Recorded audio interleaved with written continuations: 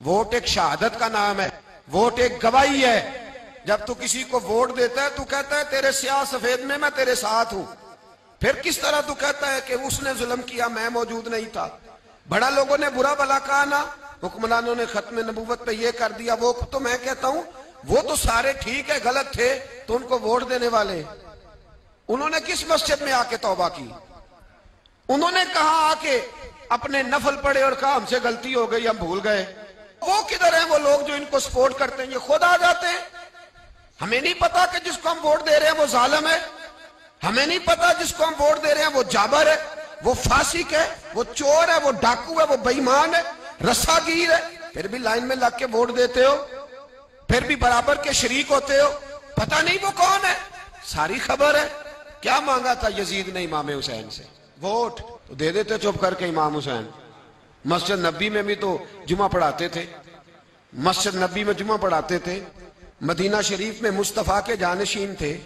یزید کہتا تھا جو آپ کہیں گے مل جائے گا، پر امام حسین نے فرمایا یہ نہیں ہو سکتا کہ میں مسجد نبی میں نماز پڑھاتا رہوں اور میرے نانا کی امت پر کوئی ظالم مسلط رہے، یہ نہیں ہو سکتا۔ ووٹ مانگتا تھا، ووٹ۔ تجھے ووٹ کی قدر کا نہیں پتا؟ امام حسین نے 18 سال کے نوجوان سے لے کر 6 مہینے تک کا علی اصغر قربان کر دیا، پر ظالم کو ووٹ نہیں دیا۔ تیرا کیسے حوصلہ پڑتا ہے؟ پھر تو 10 محرم کی دیگ بھی پکاتا ہے۔ کس طرح تیرا حوصلہ پڑتا ہے؟ کس طرح کر کے تیرے اندر ہمت آتی؟ جلال بادشاہی ہو یا جمہوری تماشا ہو، جدا ہو دی سیاست سے تو رہ جاتی ہے چنگیزی۔ ظالموں کا مددگار بھی ظالم ہوتا ہے، ظالموں کا مددگار بھی جو بڑے ظالم کے نیچے چھوٹی فوٹو بھی لگوائے، ووٹر اور سپورٹر بنے، وہ نہیں ظالم، وہ نہیں سخت۔ اور جو اللہ خیر کرے دفتر ہی کھول کے بیٹھ رہے اپنی بیٹھک کے آگے، جلیبیاں بھی کھلائے، میرے کہنے پہ ووٹ دینا، وہ نہیں ظالم؟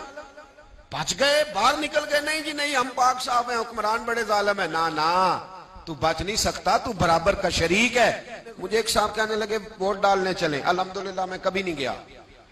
جب بندہ سمجھ میں آئے گا، مرضی کا آئے گا تو جائیں گے انشاءاللہ تعالی۔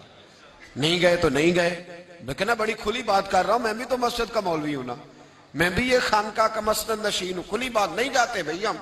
ایسے ہی ہے کوئی جس کا جو دل کرے گا ہمیں ہانک کے لے جائے گا؟ ہماری بنیاد بھی ہے، ہمارا وقار بھی ہے، ہم رسول اللہ کے نام لینے والے ہیں۔ ایسے ہی جس کا دل کرے آگے لگا کے لے جائے، کیا مطلب ہوا اس بات؟ نہیں گیا۔ ایک صاحب کہنے لگے ووٹ قوم کی امانت ہے، تو امانت ضائع نہیں کرنی چاہیے۔ میں نے کہا ضائع نہیں کرنی چاہیے، پر بے ایمان کو بھی امانت نہیں دینی چاہیے، ورنہ زیادہ ضائع ہو جائے گی۔ امانت ہے تو بے ایمان کو امانت دے آئے، عجیب بات ہے بھائی۔ امانت کس کو دینی چاہیے؟ کہ بے ایمان کو دینی چاہیے۔ ووٹ قوم کی تو کس کو دینا ہے؟ اللہ خیر فرمائے، پتہ ہمیں سارا ہے۔